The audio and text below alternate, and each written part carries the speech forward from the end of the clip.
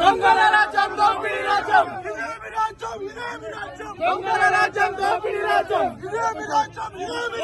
దొంగల రాజ్యం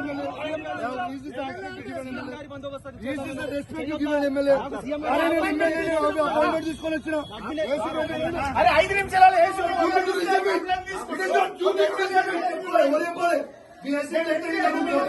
ఎమ్మెల్యే వస్తే it is your duty to receive him and receive properly.